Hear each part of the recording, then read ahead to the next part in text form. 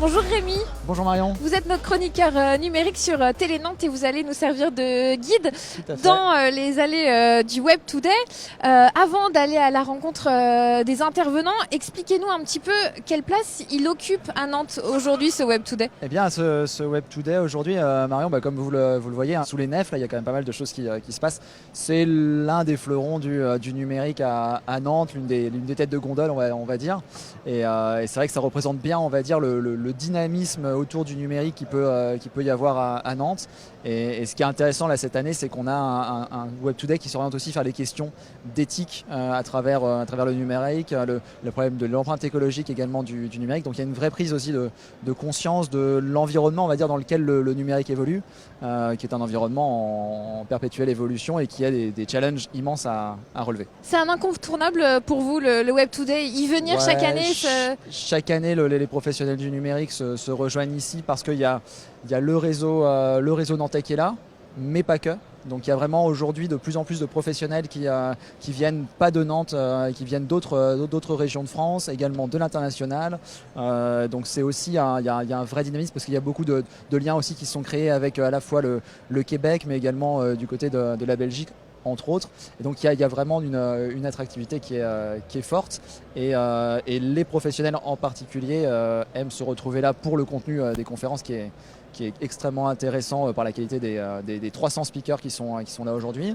Et puis également par le réseau aussi qu'on peut y développer et les relations qui se nouent tout au long de ces 3 jours de festival. Justement, vous parlez des professionnels, mais est-ce que le grand public peut également venir? On sait que le coût d'entrée est pas négligeable, c'est quand même 300 € les 3 jours.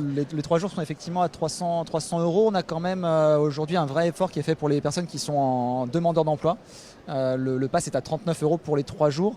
C'est extrêmement intéressant pour toutes les personnes qui s'intéressent à ces problèmes de problématiques de numérique, où on sait qu'il y a une vraie pénurie de main-d'œuvre aujourd'hui. Donc il y a plein de choses, en fait, plein d'opportunités à saisir. Et donc de fait, pour ces personnes-là, c'est une vraie porte d'entrée pour découvrir en fait à 39 € quel est l'univers dans lequel on est. Montrer aussi qu'on est vraiment dans un numérique qui n'est pas déconnecté, encore une fois, de la réalité, parce que c'est aussi et des parfois problématiques de société. C'est un peu parfois ce qu'on peut reprocher au numérique aussi, d'être dans l'utopie de l'innovation pour l'innovation et que finalement on n'a pas une vraie accroche au réel. Et en l'occurrence, on voit qu'aujourd'hui, à travers ce qui se passe dans le Web Today, on est quand même bien ancré dans la réalité. Donc il y a une vraie opportunité pour ces personnes-là de venir. C'est la 11e édition de ce festival. Comment vous l'avez vu évoluer d'une année sur l'autre? Il est déjà passé de 2 à 3 jours. Oui, il est passé de 2 à 3 jours. Aujourd'hui, il y a presque 9000 personnes qui sont attendues sur l'ensemble du festival. Donc 9000, c'est colossal et évidemment ça a été donc multiplié au fil des années. On est passé de 2-3 salles qui étaient là à aujourd'hui 5 sites sur lesquels il y a des conférences qui se déroulent.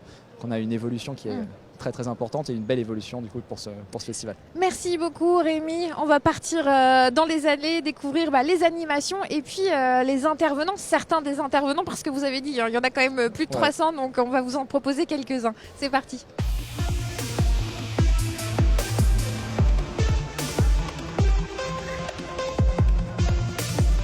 Alexandre, on est devant votre stand qui prend pas mal de place. C'est difficile de le louper ici sous les nefs. Expliquez-moi un petit peu ce que vous présentez.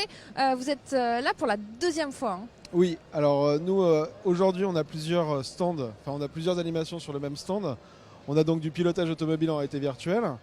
Vous avez également du coup du cinéma dynamique, donc là c'est des montagnes russes en réalité virtuelle tout simplement. Ensuite vous avez donc du parapente en réalité virtuelle avec une entreprise qui s'appelle Paraglider. Donc ils sont là en partenariat avec nous.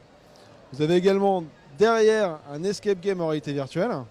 Et pour terminer, on a une expérience en réalité mixte. Donc c'est-à-dire qu'on incorpore les utilisateurs dans la réalité virtuelle. Donc là on a Beat Saber, c'est un jeu musical où vous avez des sables laser un petit peu façon Jedi où vous devez découper en fait des cubes sur le rythme de la musique. Donc c'est assez sympathique parce que du coup il y a un côté danse, les gens le prennent vachement bien en main, donc c'est très facile. Donc là on est vraiment sur le volet du numérique côté loisir. Exactement, nous on est dans le divertissement en réalité virtuelle. Donc on a une salle d'arcade à Nantes spécialisée du coup toujours en réalité virtuelle, à côté de la place Gralin qui s'appelle Hypercube VR comme la société, et également une agence événementielle spécialisée toujours dans le divertissement en réalité virtuelle, où du coup on déplace les simulateurs sur des événements comme le Web Today aujourd'hui. Votre société, vous l'avez créée en 2017. Oui. Comment évolue la demande depuis 2 ans?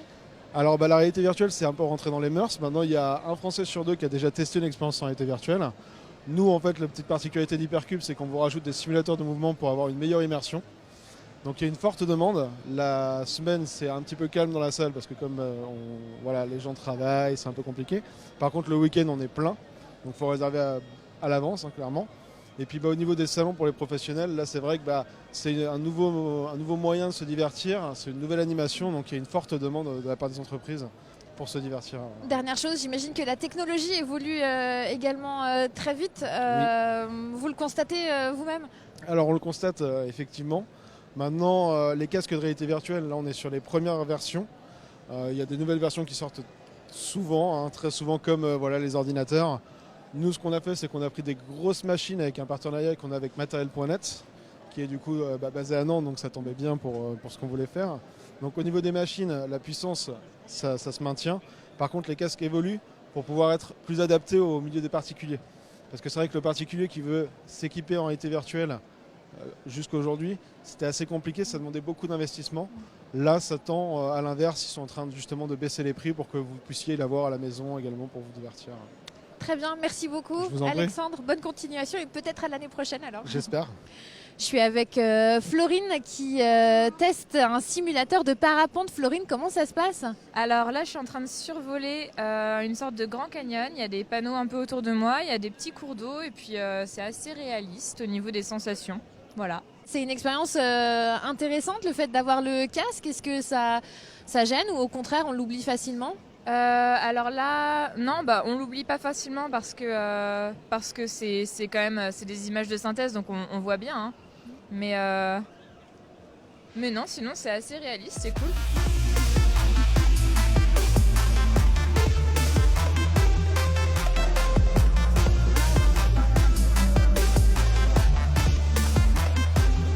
Bonjour Judith du Bonjour. Portail, merci de répondre à nos questions. Vous êtes l'auteur d'un livre qui s'appelle L'amour sous algorithme, une vaste enquête sur Tinder, paru donc aux éditions La Goutte d'Or en 2019. Et puis vous êtes par ailleurs journaliste engagé pour la cause féministe. Alors qu'est-ce qui vous a conduit à écrire ce livre ? En fait, au départ, je m'étais inscrite sur Tinder, mais pas du tout en tant que journaliste, juste en tant que personne, célibataire. Et au fur et à mesure un jour, en fait, en lisant un article, j'ai découvert qu'on avait une note secrète de désirabilité sur Tinder, un Hello Score, ça s'appelle. Et là, j'ai décidé la journaliste en moi s'est réveillée et là j'ai décidé de commencer mon enquête. Et j'ai découvert du coup en menant mon enquête et en mettant la main sur le brevet de Tinder que l'application se réserve la possibilité de nous évaluer sur notre désirabilité, mais pas seulement, aussi sur notre intelligence et sur notre niveau de richesse et notre niveau de revenu. Et évalue aussi les hommes différemment des femmes. C'est-à-dire qu'un homme qui a fait des bonnes études et qui gagne bien sa vie a sur Tinder des points bonus, quand une femme qui est exactement dans la même situation a des points malus.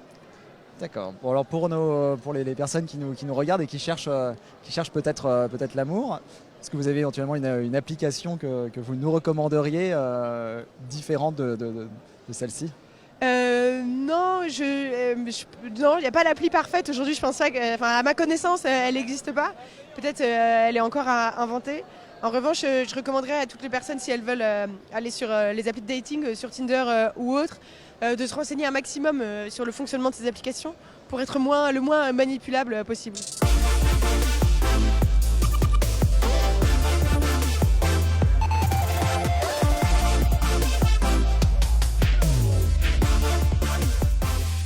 Bonjour Frédéric Bardot. Bonjour. Merci de répondre à nos questions. Vous êtes venu ce matin présenter une conférence au Web Today. Vous êtes président et fondateur de l'entreprise Simplon. Simplon, c'est une entreprise agréée de l'économie sociale et solidaire. Absolument. Qu'est-ce qu'on fait chez Simplon ?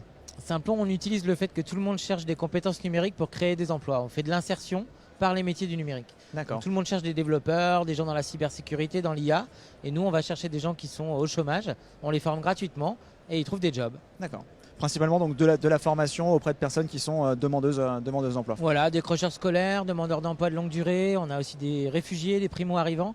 Et on s'occupe aussi d'une drôle de population qu'on appelle les femmes et qui sont trop peu présentes dans le numérique. Donc voilà, on essaye de mettre un peu plus de diversité dans le numérique. Aujourd'hui, dans ces métiers techniques, les femmes, vous avez entendu, c'est quoi? C'est 10% des 16%, de femmes? ouais. Combien? 16%. Dans les métiers techniques. Dans les vrais métiers techniques, oui. Ok. Par ailleurs, Simplon a essaimé partout dans le monde, quasiment, on peut le dire. Ouais. C'est une entreprise qui existe depuis 2013. C'est ça. Comment est-ce qu'on fait pour développer une entreprise et attirer des investisseurs en fait, et avoir un business model qui est viable, avoir un modèle d'entreprise qui est viable dans ce domaine-là? En fait, il y a des investisseurs spécifiques pour les projets à impact et les projets de l'économie sociale et solidaire.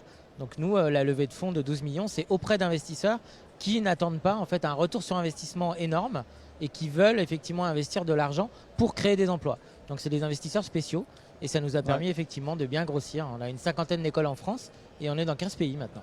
Ok. Aujourd'hui, on peut dire que ces investisseurs-là, ils sont plus nombreux qu'hier.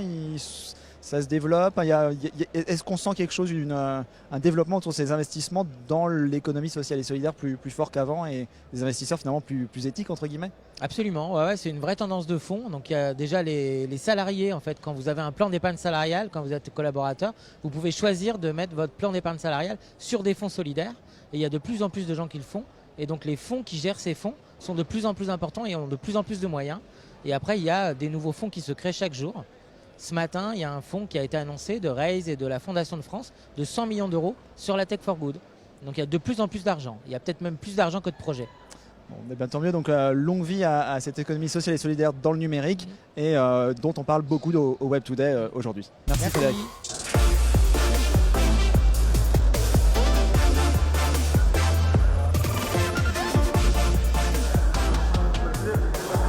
Je suis avec Adrien Poggetti, le directeur de la cantine numérique et l'un des organisateurs du festival Web Today. Bonjour Adrien. Bonjour. C'est la 11e édition du Web Today. Le thème de cette année, c'est l'utopie numérique. Qu'est-ce qu'il faut comprendre avec ce thème-là? Alors, il faut comprendre que l'environnement numérique en France, il a beaucoup évolué ces dernières années. Ça fait 10 ans qu'on organise le festival. L'état de l'art du numérique il y a 10 ans, c'est pas le même qu'aujourd'hui. Et en fait, nous, on est convaincus en tant qu'organisateurs d'événements que le Web Today, c'est l'occasion de responsabiliser les acteurs du numérique sur leur impact vis-à-vis de la société, de la planète, et que c'est des sujets qu'il faut absolument qu'on traite et dont les gens doivent s'emparer. Effectivement, vous vous emparez de plusieurs sujets de société comme l'égalité femmes-hommes, l'environnement, la mobilité urbaine. Concrètement, comment le numérique peut se positionner par rapport à toutes ces thématiques? En fait, le numérique, c'est un outil au service de quelque chose. Le numérique, c'est pas une fin en soi, c'est un moyen qui doit permettre à un ensemble de secteurs d'activité en fait, de venir justement se poser les bonnes questions en fait, et mettre en pratique des choses qu'elle n'avait peut-être pas l'occasion en fait, de mettre en pratique auparavant. Le numérique, c'est quelque chose qu'il faut pas subir. Il faut être dans l'action, dans la réflexion, dans la prospective par rapport aux impacts en fait, qu'il peut avoir au quotidien. Nous, c'est ces clés-là qu'on essaye de donner en faisant un petit peu de prospective, en faisant venir des historiens, des philosophes, même des criminologues en fait, parfois aussi, voilà, pour remettre en perspective les choses et puis donner des clés de compréhension pour que le numérique reste à sa place comme quelque chose, comme un outil effectivement au service d'un objectif qui est beaucoup plus large, en fait, qui est le bien commun, en fait, en tout cas, on l'espère. Il y a plus de 300 intervenants cette année. Quelles sont les têtes d'affiche ou les incontournables? J'ai vu qu'il y avait notamment André Manoukian. Oui, c'est vrai. C'est inédit de le retrouver ici. Il sera présent vendredi. Alors, il vient pas par hasard parce que il sera présent vendredi, effectivement. Il vient pas par hasard parce que en fait, il est fondateur d'une start-up et nous, c'est ce lien-là qui nous intéresse. C'est comment une personnalité publique, quelqu'un qui a touché à beaucoup de métier, en fait, un peu à un moment, en fait, avoir envie de prendre dans son cœur d'activité, départ dans une entreprise et puis essayer de changer quelque chose. C'est musique. Alors, sa start-up, effectivement, s'appelle Musique. Dans les têtes d'affiche, on a aussi Ty Chris qui est multiple vainqueur des X Games. Voilà, ça, c'est les têtes d'affiche que les gens connaissent, mais on a surtout beaucoup de gens un peu moins connus, en fait, qui viennent parler de leur passion, qui sont bons en fait dans ce qu'ils racontent. Et c'est un petit peu tout ça l'esprit du festival. Notamment aussi la directrice de Change.org. Tout à fait. Est-ce que ce festival a ensuite un impact sur le milieu numérique nantais tout au long de l'année? Est-ce qu'il se diffuse ensuite? Alors, nous, on essaie de le faire déjà à la cantine tout au long de l'année, parce qu'il n'y a pas que le Web Today. La cantine, c'est aussi un mini Web Today en fait, tout au long de l'année. Ce qu'on observe en fait quand même beaucoup depuis quelques années, c'est que sur le Web Today, on a beaucoup de boîtes nantaises qui en profitent pour inviter des clients, notamment parisiens, qui ont pas souvent envie de se déplacer voilà, sur Nantes parce qu'il faut les sortir de Paris. Ça marche. Hein. Et puis des boîtes qui recrutent en fait aussi, hein, qui font savoir qu'elles recrutent et qui vont recruter des profils par la suite. Donc ouais, il y a quand même un effet longue traîne un petit peu. Ouais. Justement, sur le village, un stand facilite les rencontres entre les entrepreneurs et les demandeurs d'emploi et les étudiants. On le dit, on le redit, le numérique recrute et recrute des filles hein, notamment qui sont encore minoritaires dans la filière. C'est un vrai enjeu en fait. Alors la féminisation de la profession, c'est clair, mais aussi des enjeux de diversité. C'est-à-dire que sur le numérique, il y a un besoin de talent, de gens en fait en permanence. Là, on a 1000 postes à proposer sur le festival, c'est juste énorme.